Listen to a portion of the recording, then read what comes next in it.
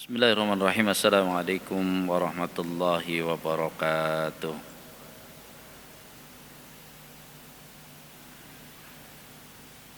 Innal hamdalillah nahmaduhu wa nasta'inuhu wa nastaghfiruh wa na'udzu billahi min shururi anfusina wa sayyiati a'malina. May yahdihillahu fala mudilla lahu wa may yudlilhu fala hadiyalah. Asyhadu an la ilaha illallah wahdahu la syarika lah wa asyhadu anna Muhammadan abduhu wa rasuluh alladzi la nabiyya wa la rasula ba'dah. Allahumma fassalli wa sallim ala Muhammadin wa ala alihi wa sahbihi wa mawalah, amma ba'du. Qala ta'ala ya ayyuhalladzina amanu taqullaha haqqa tuqatih wa la tamutunna illa wa antum muslimun. Jamaah sekalian rahimakumullah, pada kesempatan siang hari ini kita akan membicarakan tentang bagaimana pengetahuan kita sangat penting tentang kehusuan sholat pada 3 tangga akhir sebenarnya. Dan ini penting kita bicarakan karena ini sesuai dengan realitanya bahwa yang melaksanakan sholat 5 waktu secara total itu hanya umat Islam di Indonesia itu 38,9%.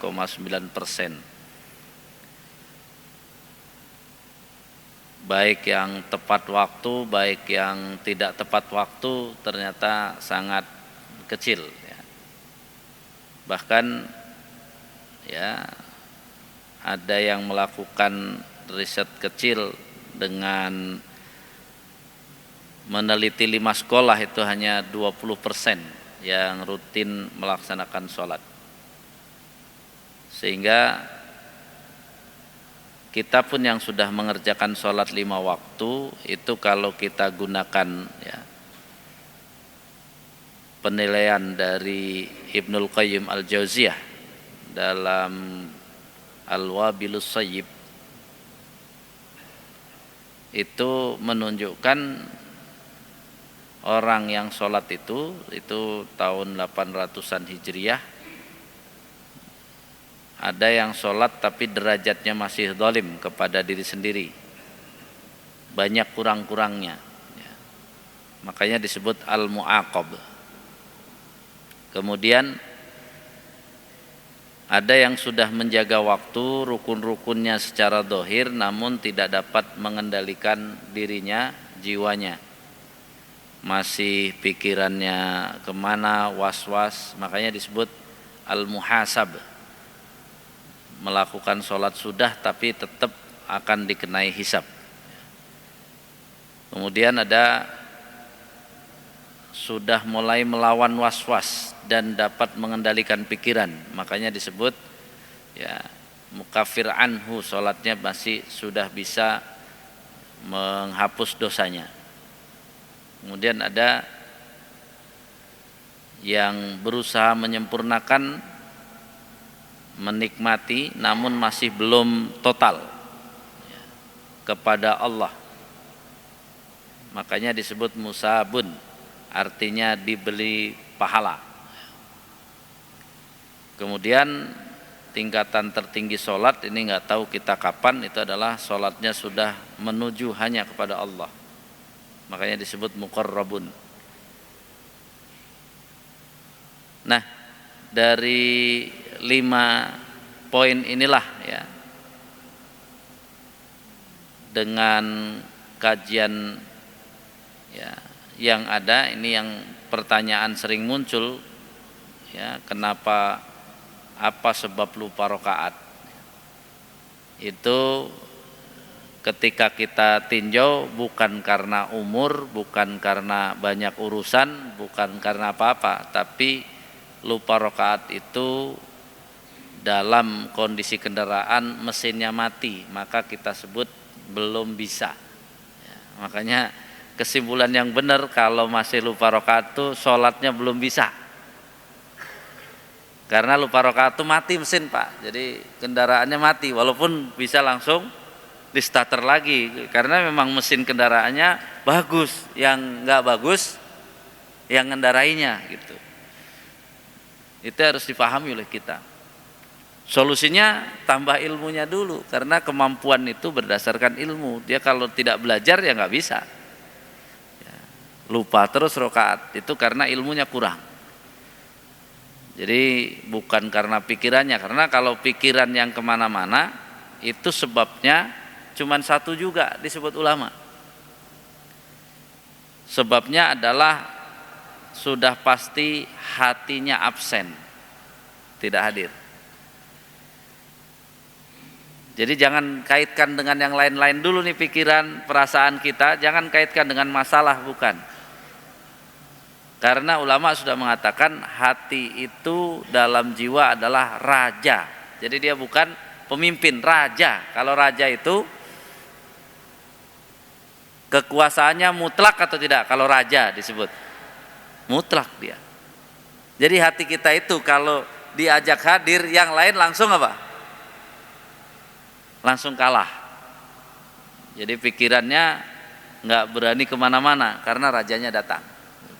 Jadi selama ini kita tidak memahami pesan ulama itu, seolah-olah apa? Pertarungannya itu imbang antara apa? Pikiran dengan hati. Ternyata kalau melihat klasifikasinya tidak. Makanya ya Said Hawa menawarkan pertama itu, ya ini yang dipakai karena beberapa ini sudah saya rancang pelatihan, makanya ini hadirnya hati itu menjadi kunci pertama. Karena tadi kalau hatinya hadir, insya Allah pikiran nggak kemana-mana.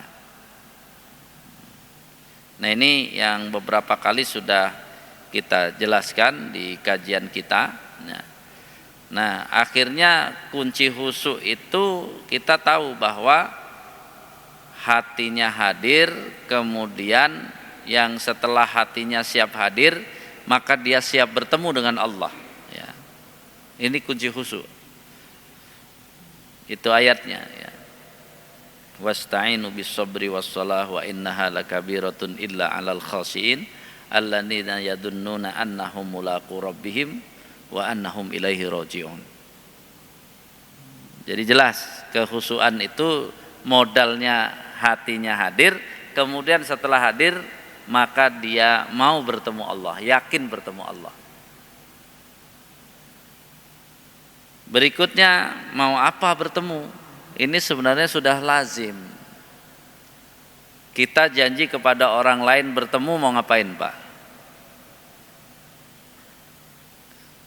Mau ketemu mau apa, Pak? Ya mau ketemu, mau komunikasi, mau ngobrol. Itu hadisnya, riwayat Bukhari Muslim ya. Jadi jelas ya bahwa makanya urutannya begini nih kan. Kalau namanya ngobrol, ngomongnya nggak boleh buru-buru. Ini hadisnya. Makanya duduk antara dua sujud itu sering orang buru-buru, padahal di situ sudah jelas bukan ngobrol lagi, itu minta. Harusnya Rabbik firli warhamni wajiburni warfa'ni. Lama ya memang ngobrol, mana ada ngobrol sebentar. Kalau sebentar tuh bukan ngobrol, namanya apa? Say hello kan gitu ya. Tuh kalau namanya ngobrol pasti waktunya ada lebih sedikit. Jadi kalau tidak punya waktu sedikit nggak usah ngobrol. Makanya banyak orang sholat kalau dia nggak mau lebih pelan, maka dia nggak ngobrol jadinya. Kategorinya tidak ngobrol. Jadi berarti dia nggak yakin ketemu. Oh saya yakin, tapi yakin ketemu nggak ngobrol mau ngapain? Lebih parah kan kalau ketemu nggak ngobrol. Ini menjadi catatan. Dari mana gerakannya pun nggak boleh buru-buru. Lihat, ini kan idza sami'tumul iqamah. Kalau kalian dengar iqamah, kan wajar ya dengar iqamah mah lari cepat tuh jalannya lebih cepat. Ternyata enggak. Famsu ila shalah wa alaikum bisakinah. Tetap aja kamu nggak boleh lari. Karena apa, ini sebenarnya kekuatan yang dijaga tuh kekhusyuan. Kalau kamu lari ngos-ngosan takbir Allahu Akbar ya ngos-ngosan, nggak jadi dapat khusyuk. Jadi alaikum bisakinah wal wiqar, ya, wala tusri'u, jangan buru-buru, ya. Kalau ya saya pengennya ya harus buru-buru Pak Ustadz biar tidak masbuk, ya kalau mau tidak masbuk jangan datang pas qomat, kan gitu. Jadi karena apa? Ini menunjukkan pada kita mau ngobrol dengan orang yang kita hormati itu ya jangan datangnya sambil lari-lari, nggak sopan gitu. Itu kalau dari takzim yang sudah kita bahas, kalau kita sembarangan itu namanya tidak takzim, nggak sopan berarti. Jadi mengganggu komunikasi tetap, ya. Nah, jelas di sini dulu waktu kita belajar sholat itu waktu umur 7 tahun sampai 9 tahun tuh harusnya sudah dilatih sholat gayanya gaya ngobrol, bukan gaya baca. Itu harusnya. Dan selama ini cuma baca aja. Jadi baca, ya akhirnya baca. Setelah dia di sekolah pandai baca, dikasih waktu kalau sudah pinter bacanya, baca setengah 2 halaman kan harus cepet. Nah karena dia ilmu itu, maka kalau saya udah pinter bacanya, jadi sholat ini bacanya boleh cepet-cepet, hilang semuanya. Maka dari kalimat yang awal tadi, hadis tadi menunjukkan apa? Bukan baca, tapi suruh ngobrol. Kalau ngobrol nggak ada istilah cepet-cepet. Makanya umur 7 sampai 9 tahun kita ajarkan anak kita sudah menguasai ucapan sholat, gerakan sholat, disuruh gerakannya yang sopan, pelan-pelan, sama apa? Gaya ngobrol. Nah nanti harapannya umur 10 tahun sampai 12 tahun itu mulai diajarin kamu tuh ngobrol apa. Oh ini Allahu Akbar, isinya begini, ya semua. Jadi ngerti yang diobrolin, itu sudah lulus SD sudah ngerti yang diobrolin. Ini kan kasusnya kaum muslimin sampai lulus jadi bapak. Berarti kalau lulus jadi bapak berarti apa? Udah jadi kakek. Udah jadi kakek. Kan udah lulus jadi bapak karena sekarang sudah kakek kan gitu ya. Ini jangan-jangan isi obrolannya belum ngerti ya. Kalau ngobrolnya belum ngerti, disuruh duduk lama sanggup nggak? Nggak sanggup. Kayak anak-anak ikut kita lagi ngobrol penting ya karena dia nggak ngerti, Bang kapan pulang? Wah ya ini kan nggak ngerti. Itu kasusnya. Sehingga harapannya SMP 13 tahun sampai 15 tahun sudah bertanggung jawab terhadap isi obrolan. Keren kan kalau asalnya pengajaran sholat kita berjalan. Nanti SMA sudah membuktikan, nih saya ngomong pada Allah begini, di luar sholat begini. Begitu kuliah sudah tinggal pemantapan, istiqomah. Sehingga apa? Umur 23 tahun lulus kuliah itu harusnya sudah jadi guru sholat. Karena sebentar lagi dia menikah. Setelah menikah dia harus melaksanakan ayat Al-Quran, wa'mur ahlaka bisolah. Tuh. Ini yang repot, mantu sama anak kita sholatnya aja masih disuruh. Yang repot berarti siapa nanti? Kakeknya, karena masa cucunya kakeknya juga yang ngajarin nanti. Gara-gara apa? Bapaknya belum jadi guru sholat, masih murid. Ini kan PR besar kita. Ini gambaran ya cita-cita ini. Ya kita suatu saat mudah-mudahan bisa. Karena ini kan bagian dari manajemen sholat generasi 2 yang tanggung jawab ada di saya punya cita-cita. Anak mau nikah itu sudah lulus kuliah, statusnya sudah guru.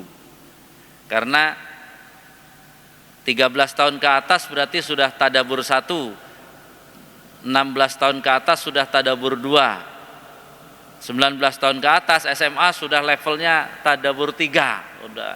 Jadi yang ucapan sholat itu sudah maknanya sudah ngerti seluas tadabbur 3, makanya dia udah layak jadi guru. Ya. Nah, yang sudah kita bahas di pertemuan itu, ya walaupun nyicil, kalau nyicil tuh nggak enaknya ya mungkin putus-putus, tapi nggak apa-apa, nanti kita kasih tahu ininya. Maka pada kesempatan hari ini saya akan kenalkan apa itu al-haibah ya. Al-haibah itu sama kita samakan dengan al-khauf dan al-khasyah. Yakni ya sautullahi yasuqu bihi ibadahu ilal ilmi wal amal. Jadi ketika kita mengatakan takut kepada Allah itu berarti ada dorongan dari Allah pada diri kita untuk bukan sekedar beramal, tapi kita juga mau mempelajari ilmunya. Mau mempelajari ilmunya. Karena apa? Agar amalnya itu benar-benar liyana lubihimal qurba minallahi ta'ala, agar bisa dekat dengan Allah.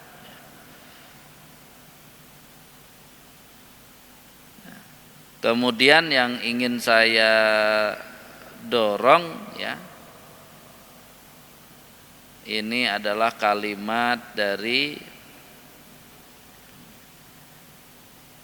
yang dinamakan takut kepada Allah itu nanti adalah rasa takut yang benar-benar dia ya punya kalimat yang Allah sebut di dalam Al-Qur'an, innama yakhsyallah min ibadihil ulama. Jadi tanda takut pada Allah itu harus banyak belajar. Kalau belum banyak belajar berarti belum takut. Ini contoh-contohnya nanti akan sampai menahan hawa nafsu, ya tidak berani melampaui batas. Itu yang disebut al-khaufnya. Tidak mementingkan urusan dunia, mengejar akhirat lebih baik ya, menjalankan kewajiban kepada Allah, menjauhi larangan Allah, itu semua harus diiringi rasa takut pada Allah. Saya lanjut pada ini perincian takutnya ya. Takut keagungan itu akan ditransfer dalam ucapan dan dalam rasa batin. Makanya sholat yang sudah menggunakan al-haibah al-khauf ini adalah tidak bisa sholat fardu, hanya sholat sunnah ya, karena sudah mulai bicara rasa. Makanya standarnya standar dzikir ya, ucapannya bahkan rasa batinnya dibolehkan menangis ya. Sholat bisa dengan menangis. Ini artinya apa? Menangis tetap ada dua Pak. Ada menangis yang bisa mengeraskan hati, ada menangis yang bisa melembutkan hati. Hati-hati. Makanya di sini ya, kalau kita sebut yang dimaksud dari al-khaufnya adalah wal khaufu yahrikus syahawatil muharramah fatasirul ma'asi mahbubah indahu makruhah. Jadi ya rasa takut yang dimaksud itu adalah rasa takut yang bisa membakar syahwat yang haram, kemudian yang tadinya mau menjadikan maksiat yang tadinya dia suka menjadi dia membenci maksiat tersebut. Kan ini sesuatu yang sangat butuh apa? Bukan sekedar teori, ini praktek dan ilmunya harus mendalam ya. Sehingga ya rasa takut dan menangis ini sampai diberikan oleh Nabi sebuah janji, la yalijan naru ahadan yabki min khasyatillahi ta'ala. Jadi tidak akan bisa membakar api neraka kepada seseorang yang dia menangis karena takut pada Allah. Jadi penting, kenapa Abu Bakar sholat gampang menangis itu berarti Abu Bakar nggak akan dibakar api neraka. Ya.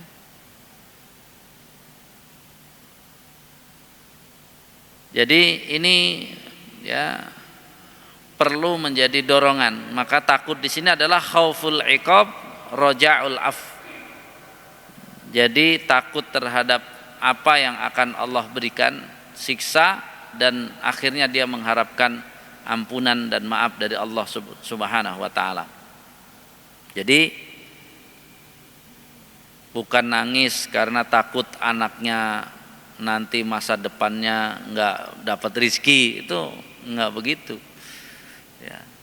Karena kalau cuman dunianya nanti menjadi keras hati kita.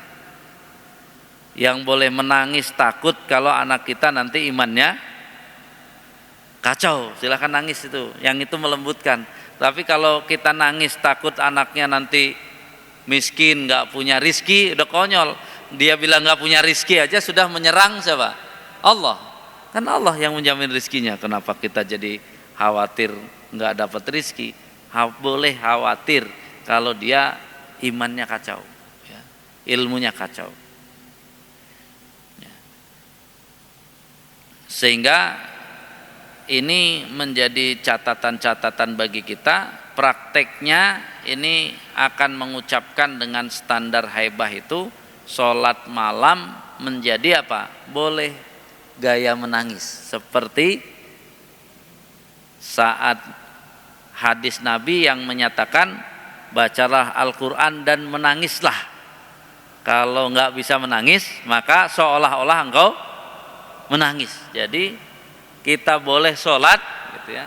Harusnya kan sholatlah diiringi takut pada Allah dan bisa menangis sendiri ya, jangan pas jamaah, utamanya sendiri. Kalau lah nggak bisa menangis maka suaranya bisa dengan seolah-olah menangis. Berarti kalau sholat standar haibah ini boleh suaranya yang tadi Bismillahirrahmanirrahim, boleh. Tapi makin lama berarti jarak antara satu ucapan dengan ucapan lain makin apa? Makin panjang. Nah, ini haibah. Kemudian kita, karena ini teori cepat, maka yang berikutnya adalah ar-roja. Roja itu adalah irtiyahul qalbi lintidori ma huwa mahbubun indahu.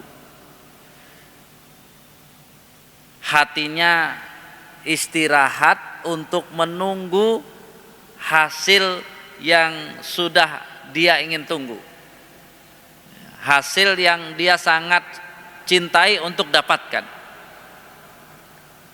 Artinya yang sudah kita sampaikan di taklim kita, ar-roja itu adalah orang yang tanahnya sudah digemburkan, bijinya sudah ditanam, kemudian mulai tumbuh, dia kasih pupuk, dia disirami, hamanya dia apa? Dia jaga dari hama. Maka yang disebut ar-roja itu adalah menunggu panen. Selama ini kan berharap sama Allah, kita kadang-kadang bukan berharap panen, berharap nggak ngapa-ngapain, itu nggak ada. Makanya di sini wa idza kanatil asbab ghairu maujudah fasmul ghurur. Orang yang berharap tapi sebabnya tidak ditempuh, dan maka disebut ghurur atau ghoror. Dia bahasanya nggak tahu kenapa beli kucing, padahal kita kan nggak beli kucing ya, beli kucing dalam karung yang kayak gitu-gitu bahasanya. Karena apa? Dia nggak jelas ya. Sehingga disebut apa? Menghayal. Itu lebih benar kalau orang pengen masuk surga Firdaus tapi nggak ada usahanya, itu namanya bukan berharap tapi itu menghayal, menghayal. Bahkan ya, kalimat berharap pakai kata roja tidak bisa pada sesuatu yang sudah sering terjadi. Misalnya saya berharap besok matahari terbit, ya enggak, itu mah enggak perlu. Karena nggak berharap matahari besok terbit. Yang boleh kata berharap, saya berharap hujan, baru boleh. Gitu. Karena hujan tuh kadang hujan, kadang tidak. Jadi kalau sesuatu yang sudah tadi terjadi secara terjadwal, nggak perlu bahasanya berharap. Nah, ini sudah pernah kita bahas di pengajian. Hati kita itu bagaikan tanah. Iman itu hanya benih, bayangin coba. Ilmu juga benih. Ketaatan kepada Allah adalah tadi pengairan. Menghindari dosa adalah menghindari hama, kan gitu ya. Kemudian ujub, semua itu juga hama. Jadi artinya kita harus melakukan amal, tapi amal kita itu harus diiringi dengan iman sebagai tadi. Kemudian tujuannya pun nggak boleh dunia. Kalau tujuannya dunia, hatinya jadi keras. Bapak infak, Allah memang menjanjikan ada balasan lipat ganda, tapi Bapak cuman pengen lipat gandanya, hati Bapak keras. Karena lipat ganda yang Allah sebutkan yang di dunia. Sedangkan di akhirat nggak dibilang lipat ganda aja sudah. Ya kalau balasan akhirat sudah nggak bisa tak terhingga, dia sudah sangat besar. Ya, jadi kalau bahasanya berlipat masih dunia. Jadi kalau Anda infak berharapnya yang tadi itu bisa keras hatinya. Maka ketika kita infak berharapnya apa? Ya yang tadi, ya Allah masukkan saya ke surga, saya sudah infak nih. Jadi balasan akhirat itu boleh kita harapkan. Sedangkan dunia dikasih nggak dikasih seharusnya kita nggak masalah bagi kita. Karena apa? Bukan itu. Karena kalau tujuannya dunia, dia menjadi keras. Bapak puasa ini yang dominan pengen sehat. Sehat itu kan cuma untuk dunia ini. Oh saya niatnya akhirat, bukan sana. Yang disebut akhirat tuh berharap pahala, berharap ampunan, berharap rahmat Allah. Yang itu yang dominan. Sehat ya bonus gitu. Jadi kalau sudah mengerti bahwa kalau digeser ke dunia menjadi keras hatinya, tandus, jadi imannya nggak bisa masuk, ilmunya nggak bisa masuk. Kadang-kadang iman masuk, ilmu masuk, tapi nggak tumbuh, akhirnya jadi sombong. Kalau udah sombong habis semua, tertolak. Kan tidak akan masuk surga seseorang yang dalam hatinya ada sebiji darah sombong. Coba. Wal qalbul mustahi ya mustahtirun bidunyal ya mustaghrikun biha kal ardi sabhah allati la yanmu fihal badru ya budru. Jadi ini hati yang terus digiring kepada dunia, tenggelam di dalamnya, maka seperti bumi yang keras tandus yang tidak akan bisa ditanami. Jadi kita harus paham nih, selama ini misalnya Bapak sakit, jangan nangis pengen sembuhnya. Emang kenapa sakit? Jadi kalau mau nangis, ya Allah saya sakit ini, mudah-mudahan dosa-dosa saya Engkau ampuni. Itu nangisnya bisa melembutkan hati. Tapi kalau Bapak pengen sembuh, kan bahasanya cuma ya Allah saya pengen sembuh doang. Kalau malaikat mau komplain, memang kenapa sakit? Kau pengen sembuh, memang kenapa sakit? Kan baru teori doang. Nanti kalau saya sembuh, saya mau ini, mau doang. Kenyataannya antara pas sakit dan pas sembuh, ibadahnya bagus mana? Ternyata bagus sakit. Ingat Allahnya lebih ingat pas sembuh atau pas sakit? Pas sakit. Kenapa minta sembuh kalau keadaan kamu pas sakit ternyata lebih bagus ya. Kita kan tahu seolah-olah kalau sembuh lebih hebat daripada sakit. Ya tergantung, kalau kita lagi sehat itu lebih baik. Gunakan makanya. Kalau kita pas sakit itu lebih baik. Berarti kita akan dapat sesuatu yang baik. Kapan sembuhnya? Ya kalau Allah berikan sembuh. Kalau gitu nggak usah berusaha. Usaha itu berpahala, bukan untuk sembuhnya sebenarnya pahala itu. Ya berpahala. Jadi harapan usaha berpahala, bukan untuk sembuh sebenarnya. Makanya kan dicontohkan Nabi Ayub. Nabi Ayub berobat habis semuanya. Memang Nabi Ayub pengen sembuh. Ya Nabi Ayub kan sudah pasrah, terserah Allah. Mau sakit terus mangga, mau sembuh mangga. Jadi dia pas saat doanya itu kan bukan karena ingin sembuhnya, karena orang sekitarnya terkena fitnah, jadi nggak tahan, ya Allah. Jadi yang diadukan gitu aja, tapi nggak mulutnya nggak bisa mengatakan minta sembuh. Karena bagi Nabi Ayub malah yang diucapkan, saya sudah terlalu banyak sehatnya gitu ya. Sakitnya ini masih lebih sedikit daripada sehatnya. Coba. Ya. Itu yang menjadi catatan. Makanya roja ini akhirnya kita ya ada rasa batin tadi, makanya harus seimbang. Kalau sudah mengerti roja ini, kapan Bapak berdoa pas sujud kira-kira? Ya Pak, kapan Bapak berdoa pas sujud? Kalau pas sholat fardu, ya kesempatan ketika Bapak sudah tasbih ya 3 kali masih ada waktu, silahkan berdoa. Tapi kalau sholat sunnah dalam kaidah roja, kira-kira kapan berdoanya? Ya pas sujud tuh kapan momentum berdoa pas sujudnya? Kalau yang belum latihan roja dia nggak ngerti.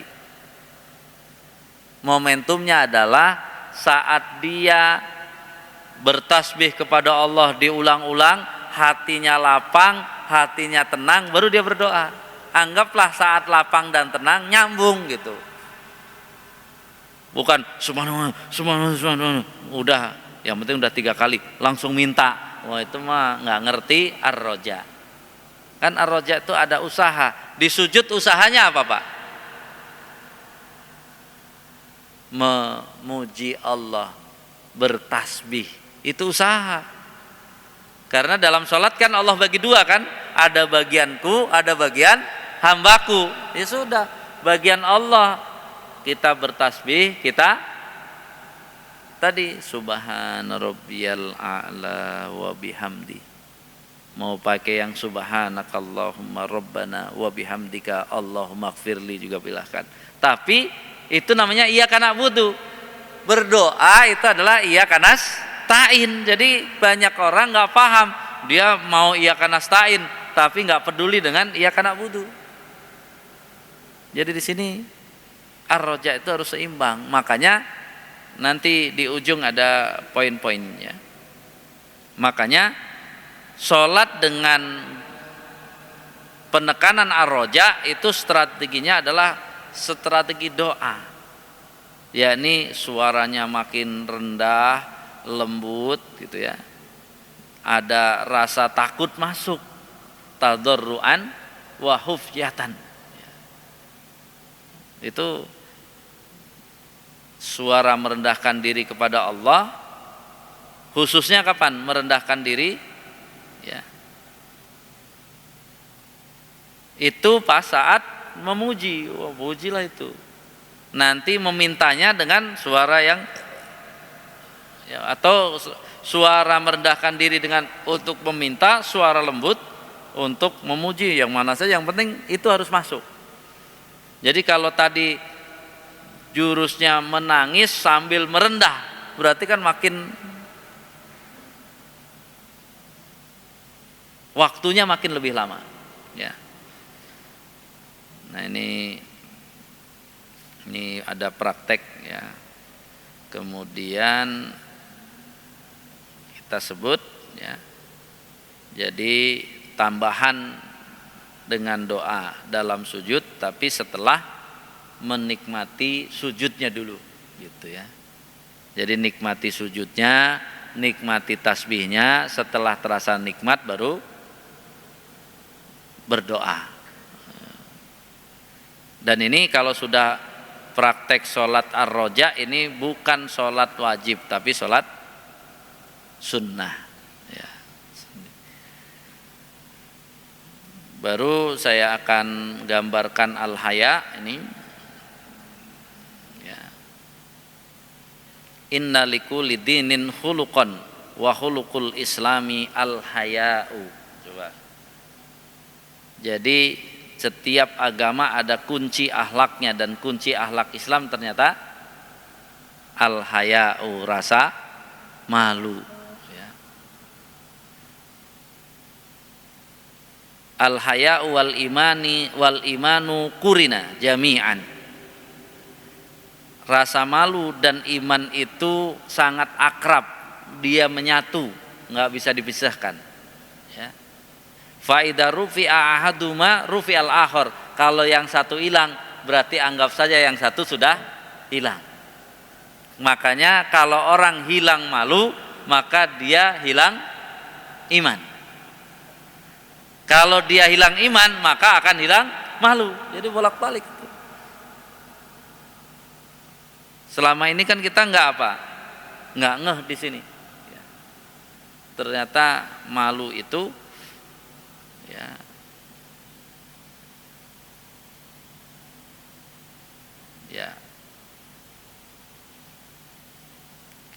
al-haya'u aslun likulli khairin. Tuh. Rasa malu itu adalah asal, ya, pondasi dari setiap kebaikan. Wa huwa afdhalu wa ajallul akhlak. Dia merupakan yang paling utama dan paling mulia dari akhlak, malu. Ya.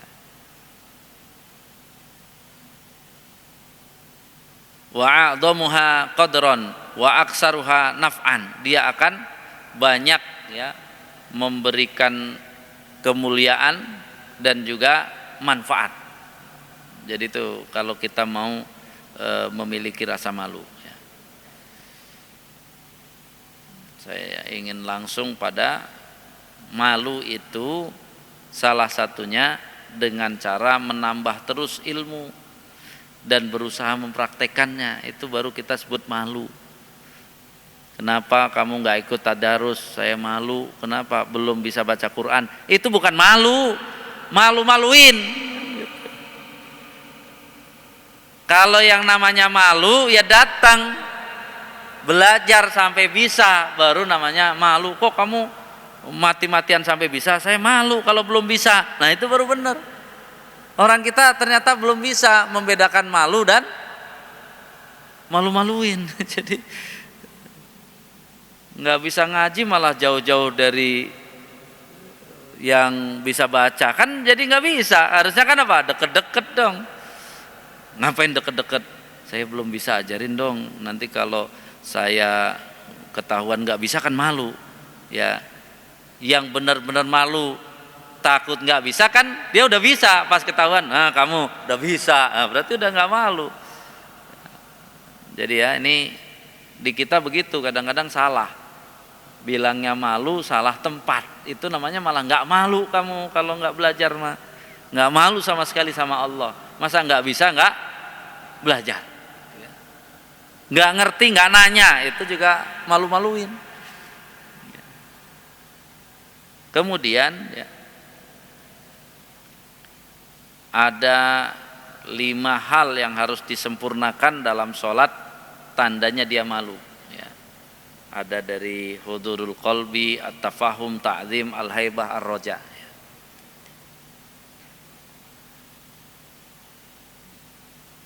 Ini kalau sudah 6 kita kuasai, itu hudurul qalbi itu namanya ada rasa.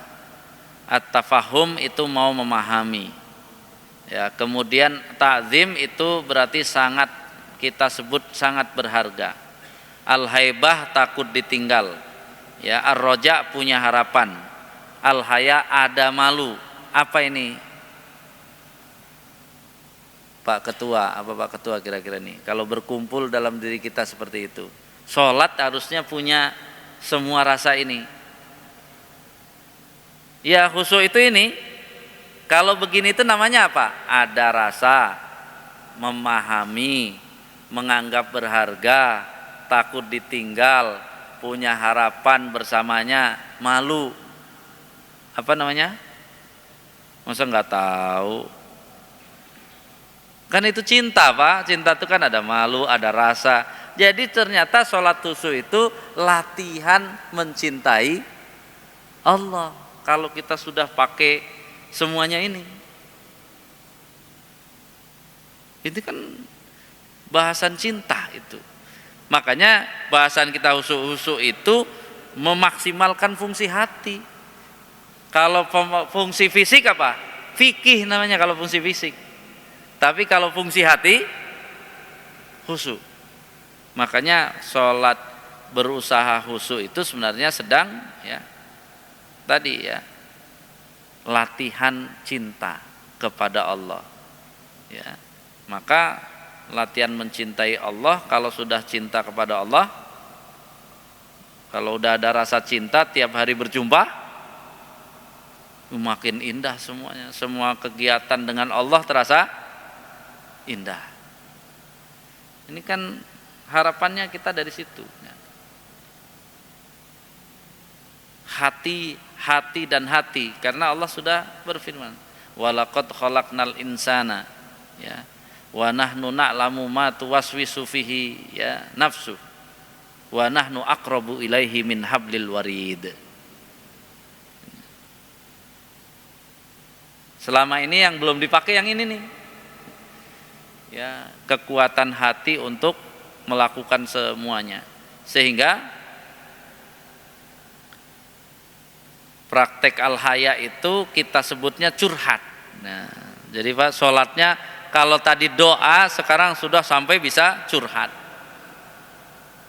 Sehingga acara curhat yang di TV itu harusnya udah jangan, malu curhat sama orang. Walaupun curhat sama ustadz, perempuan curhat mengomongin masalah suaminya di depan ustadz, live di depan TV tanpa sensor, itu apa, masa itu disebut taklim bahasan hati? Itu bisa merusak hati. Habis itu doa sama ustadznya nangis-nangis, ya kan kacau semua loh ini semuanya nih. Dakwah kita itu mau dakwah per keluarga atau gimana? Kalau dakwah per keluarga, ya udah kita cetak dai 200 juta baru bisa masing keluarga seumur hidup nggak akan selesai masalahnya, ada masalah terus curhat terus. Nabi nggak bisa jadi pemimpin negara kalau dengerin curhat doang. Semua orang pengen curhat, makanya ajarilah sholat yang sampai ngerti curhat. Maka malu curhat sama orang, dia akan curhat sama Allah. Gimana kok curhatnya sama orang? Orang sholatnya ngobrol aja kagak, boro-boro curhat gitu. Masih baca doang. Kalau dia nggak mau baca, ya enggak, saya nggak baca, saya sudah ngomong. Ya ngomong, kalau ngomong dia terus nggak dikasih jeda, namanya ngomong sendiri. 20 tahun ngomong sendiri, sering-sering ngomong sendiri. Orang nanti dibawa sama Pak Ketua Yayasan, Pembina Yayasan ke mana? Marzuki Mahdi, ngomong sendiri mulu. Sehingga cita-cita kemampuan sholat sunnah kita ini sesuai hadis ini, 5 juz seperempat 1 rakaat, bukan 2 rakaat.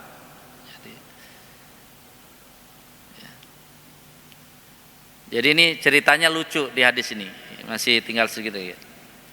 Sholaitu ma'an nabiyyi sallallahu alaihi wasallam zata lailatin faftahal baqarah. Dia kan dalam terjemahnya dia ngikut, Nabi lagi sholat malam, saya ngikut gitu. Ini kan Hudzaifah ibnul Yaman yang apa? Ya, intel Nabi yang paling tahu siapa yang munafik.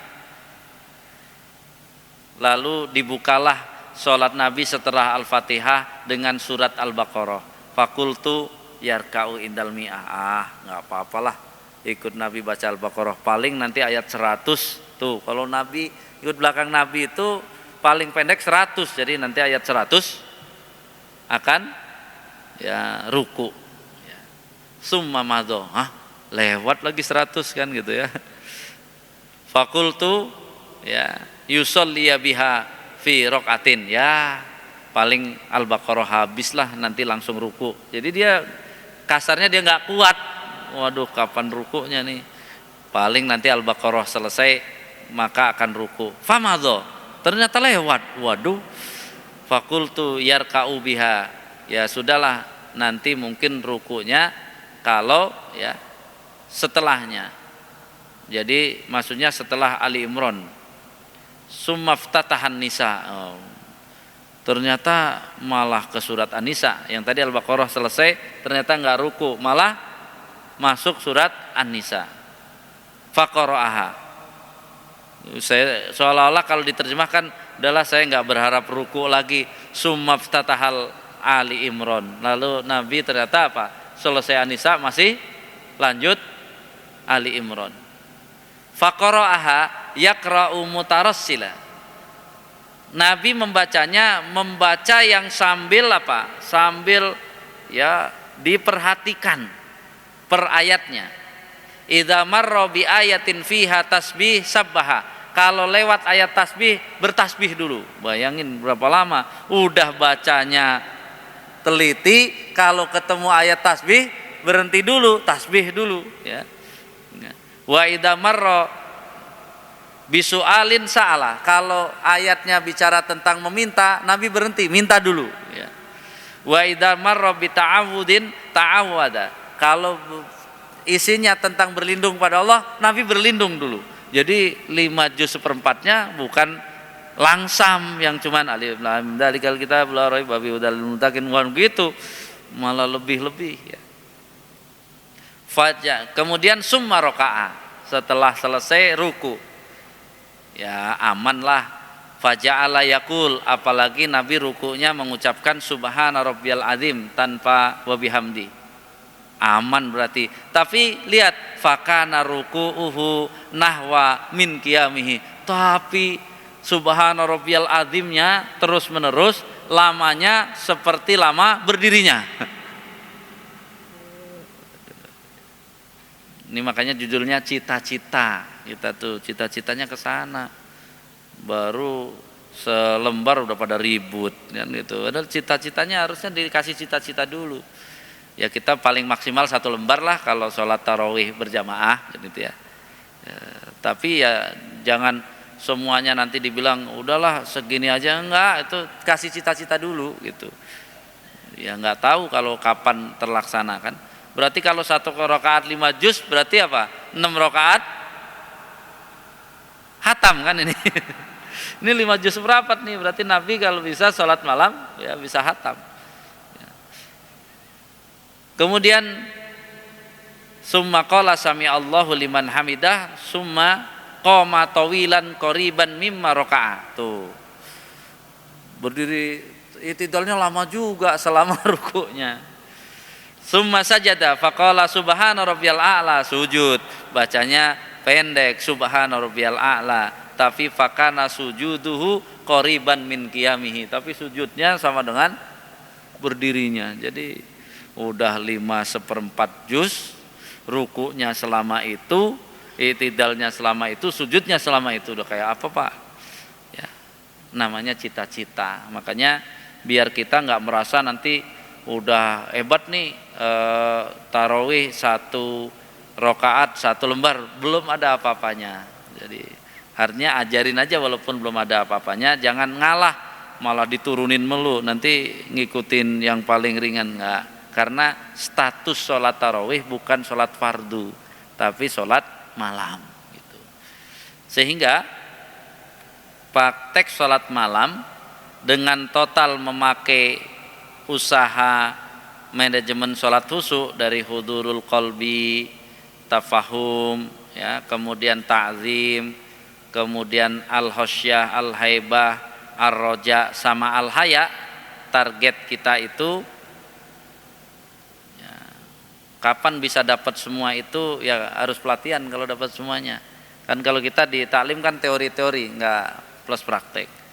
Ya, yang kapan kalau syaratnya didaftar dulu biar ada apa yang ikut. Jangan mau DKM kalau cuman pengumuman. Oh, mau ayo dong adain soal pelatihan manajemen sholat khusyuk. Daftar dulu, kalau ada 30 orang lakukan gitu kan biar semangat. Ya kalau cuma diumumin ternyata yang datang 5 orang, ustadznya juga capek. Jadi kalau semua tadi plus praktek itu harus pelatihan. Kalau ceramah kan nggak bisa. Ceramah paling hebat 1 jam, 1,5 jam. Makanya dari sini harapan hasil dari pelatihan manajemen sholat itu peserta dapat dan mampu melaksanakan sholat malam 2 rakaat 1 jam untuk sholat sendiri nantinya. Jadi artinya yang kita sampaikan beberapa kali ya tentang sholat khusyuk itu eksekusinya ya tadi bisa duduk, asalnya targetnya 12 jam. Ya kalau per pertemuan 4 jam, jam 8 sampai duhur berarti 3 kali pertemuan. Nanti dirancang saja siapa yang mau tinggal daftar, karena kan masa kita cuman targetnya baru 1 jam gitu ya. Nabi itu udah berjam-jam itu. Jadi kita itu jangan lihat ke bawah. Kalau ngelihat ke bawah itu masalah dunia. Kalau akhirat disuruh lihat ke atas biar apa? Semangatnya muncul ya untuk itu. Ini juga ada pesan iklan nih ke nanti ya ke Pak Pembina lah, ini nanti ada surat ke Al Hidayah ya, karena insya Allah kita suruh ikut andil Dewan Dakwah Kota Bogor, karena lebih dari 5.000 dai pedalaman Dewan Dakwah kita yang tiap tahun terus saja ya, di kita ada satu kebetulan ya, Abdul Qadir Siregar ya, itu pernah di pedalaman Sumatera, sekarang disuruh membantu di Dewan Dakwah Kota Bogor ya. Artinya memang ini bareng-bareng insya Allah nanti, kalau tidak hari ini ya, kalau hari ini kan ini sedikit ya, walaupun teman-teman dari Dewan Dakwah datang ya, nanti serahkan suratnya saja bisa kepada Pak Pembina untuk menyisihkan sebagian zakatnya, bisa diberikan juga melalui Dewan Dakwah Kota Bogor untuk tadi ya membantu dai pedalaman. Itu inti silaturahimnya. Jadi ini iklannya karena saya ketua Dewan Dakwah punya tanggung jawab juga. Tapi intinya tadi ya, kalau sholatnya tadi mau nggak mau kan selama ini kan dengar cerita sudah berapa kali. Nah itu kalau mau total antara teori dan praktek seimbang, memang sifatnya harus pelatihan. Dia kalau non pelatihan ya sepotong-sepotong nanti. Oh pas waktu itu saya ikut, yang kedua saya berhalangan, kan jadi susah kan. Jadi insya Allah tadi ya, ini benar-benar ya target kami dari manajemen sholat kalau pelatihan itu ya tadi mencetak orang yang sudah tahu caranya, walaupun hafalnya kulhu sama Al-Kautsar gitu ya. Apalagi nanti kayak Nabi bacaannya lebih panjang. Ini yang 1 jam itu jangan bayangin berarti baca Al-Baqarah, enggak. Ini 1 jam ini kulhu dan Al-Kautsar, tapi sholatnya 1 jam. Caranya gimana? Ya caranya semua dipraktekkan, yang teori 1 sampai 6 ya. Nanti guide-nya ya saya jadi guide. Saya tidak sholat karena memadu antara bahasa Arab dan bahasa Indonesia, dan sudah biasa diajarin yang bahasa Indonesia itu berarti yang mengungkapkan cuman hatinya. Jadi peserta latihannya dia pas bahasa Indonesia kita tuntun. Jadi gini, tadi kan ada curhat. Jadi per kalimat bismillah saja curhat 3 kalimat. Bismillahirrahmanirrahim. Curhatnya di hati kita, ya Allah saya tiap hari mengucapkan bismillah, tapi kadang dalam kerjaan hamba masih lupa suka bismillah. Bahkan kadang-kadang makan lupa bismillah, minum bismillah, tapi kadang-kadang tangan yang dipakai tangan kiri. Jadi artinya dari bismillah itu bisa dicurhatkan dengan kondisi. Alhamdulillah itu 3 kalimat udah 1 jam 2 rakaat. Sehingga Nabi kan tadi kan berdiri lama, masa bengong, kan nggak mungkin ya. Berarti hatinya aktif kan. Mulutnya cuman subhana rabbiyal azim, lamanya selama 5 juz 1/4. Jadi kira-kira ngapain Pak? Pasti apa? Mengkomunikasikan dari dalam hatinya sesuai pemahaman subhanallah rabbiyal azim wa bihamdi. Dan banyak, kalau kita nanti banyak bacaan ruku, bukan hanya subhana rabbiyal azim, ada Allahumma laka roka'tu wa bika amantu wa alaika tawakkaltu, ya, roka'a sam'i wa basori, ya, itu semua wa mukhi wa dami, ya, lillahi rabbil alamin. Jadi memang sekali lagi teori kita belum kuat sehingga begitu diajak lebih nggak sanggup. Bahkan Ustadz, kenapa ya kita mau lebih bagus ya sholat tarawihnya misalnya jamaah pada kabur? Jawabnya sangat sederhana, saya bilang gini, kan tadi level jamaah kita beberapa itu harus disentuh dari ilmu nantinya. Karena apa? Dia sholat aja masih sering lupa rokaat. Kalau sholat sering lupa rokaat, tadi kalau nyopir namanya apa? Mau ganti gigi mati. Nah, sholat yang bagus itu sama dengan, ayo siapa mau ikut, kita mau jalan-jalan ke puncak. Nah, itu yang nyopirnya masih gitu, berani nggak diajak ke puncak? Kabur dia. Jadi nanti solusinya boleh didata berapa yang kabur. Oh, yang kabur ini berarti nanti tetap diajak, ayo, ternyata kemampuan sholatnya yang belum meningkat. Bukan apa? Bukan salah sholat tarawihnya, bukan. Salah apa? Ya kan, kalau yang sudah pinter nanti ngerti, sudah ke puncak pengen yang lebih apa? Oh, jalan yang lebih susah lagi. Itu udah mampu dia. Nah, berarti kan kondisi kita itu tadi, mari jamaah semua didata nih, yang siapa yang apa? Masih lupa rokaat ya. Jadi tawaran dari yayasan bisa, nih siapa yang sholat masih suka rokaat, daftar nih, kita mau adakan apa? Pelatihan manajemen sholat. Kalau nggak daftar ya keterlaluan. Kami sebagai ya Yayasan Al-Hidayah, Masjid Al-Hidayah sudah melaksanakan tugas. Sampean nggak datang, ya insya Allah saya nggak ditanya. Yang ditanya sampean kenapa? Yayasan masjid sudah menyelenggarakan, sampean nggak ikut. Ya kena. Tapi kalau kita nggak menyelenggarakan, kita tetap ditanya juga. Ntar dia ngadu lagi. Ya Allah, saya jamaah sana, saya suka lupa rokaat dan sebagainya. Tapi nggak ada tuh usaha apa? Usaha dari DKM, usaha dia, kena dua-duanya. Kalau sekarang apa? Lakukan saja. Nanti didata. Kalau yang nggak mau, ya di satu tempat sudah, alhamdulillah di Ramadan ini ada yang ngebut dari Februari dia sudah 1-2, lalu buka batch 2, jadi sudah 1-2, sekarang 1 ya, sesi 1 batch 2, 22 dia akan sesi 2 batch 2, 23 digabung 2 alumninya menjadi apa? Sesi 3 dari 2 yang ikut pelatihan. Artinya apa?